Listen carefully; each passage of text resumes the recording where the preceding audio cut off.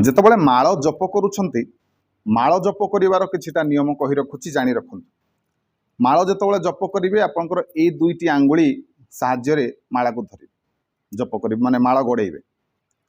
ଆଉ ଅତି ବେଶୀରେ ଏଇ ଆଙ୍ଗୁଳି ଲାଗିବ, ଏଇ ତିନୋଟି ଆଙ୍ଗୁଳି ଲାଗିବ, ଏଇ ଦୁଇଟି ଆଙ୍ଗୁଳି ଆମର ଲାଗିବ ନାହିଁ।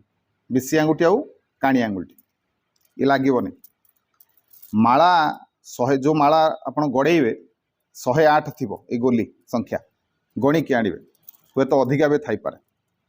ଆଉ ଗୋଟେ କଥା ମନେ ରଖିବେ, ମାଳ ଜପ କରିବା ସମୟରେ, ମାଳ ଗଡ଼େଇବା ସମୟରେ ଆପଣଙ୍କର ଏ ଯେଉଁ ହାତଟି ନାହିରୁ ତଳକୁ ଯିବନି ନା କଣ୍ଠରୁ ଉପରକୁ ଯିବ, ଏ ଭିତରେ ରହିବ, ନା ତଳକୁ ନା ଉପରକୁ। ବହୁତ ଲୋକ ତଳେ ରଖିକି ଏମିତି ମାଳ ଗଡ଼ାନ୍ତି, ସେମିତି କରିବେନି। ମାଳ ଯେତେବେଳେ ଜପ କରିବେ ଆସନ ଉପରେ ବସିକି ଜପ କରିବେ, ଆଉ ଆପଣଙ୍କର ବସ୍ତ୍ର ପୁରା ଶୁଦ୍ଧ ଥିବ। ସେହିପରି ଗୋଟେ ଶାନ୍ତ ନିରୋଳା ପରିବେଶରେ ବସିକି ଅଳ୍ପ ସମୟ ପାଇଁ ହେଲେ ମଧ୍ୟ ମାଳ ଗଡ଼ାନ୍ତୁ। ଏମିତି ଜାଗାରେ ବସନ୍ତୁ ନାହିଁ ଯେଉଁଠି ଆପଣମାନେ ବାରମ୍ବାର ଡିଷ୍ଟର୍ବ ହେବେ, ଏବଂ ଧରନ୍ତୁ ମଝିରେ ମଝିରେ କି ଆପଣ କ'ଣ ଗୋଟେ ପଚାରିଲା ତାର ଉତ୍ତର ଆପଣଙ୍କୁ ଦେବାକୁ ପଡ଼ିପାରେ। ଯେଉଁ 5 ମିନିଟ୍ 10 ମିନିଟ୍ ଦେବେ ପୁରା ନିରୋଳାରେ ଦିଅନ୍ତୁ। ସେହିପରି ଯଦି ମାଳ ଜପ କରୁଛନ୍ତି ତାହେଲେ ପ୍ରତ୍ୟେକ ଦିନ କରନ୍ତୁ, ଏବଂ ଗୋଟିଏ ସମୟ ନିର୍ଦ୍ଧାରଣ କରନ୍ତୁ ଯେଉଁ ସମୟରେ ଆପଣମାନେ ମାଳ ଗଡ଼େଇବେ, ସେହି ସମୟରେ ହିଁ ଆପଣମାନେ ମାଳ ଗଡ଼ାନ୍ତୁ। ଯଦି ମାଳ ଗଡ଼ଉଛନ୍ତି ଏସବୁ କଥା ମାନନ୍ତୁ, ନିଶ୍ଚିନ୍ତ ଭାବରେ ଆପଣଙ୍କର ମଙ୍ଗଳ ହେବ।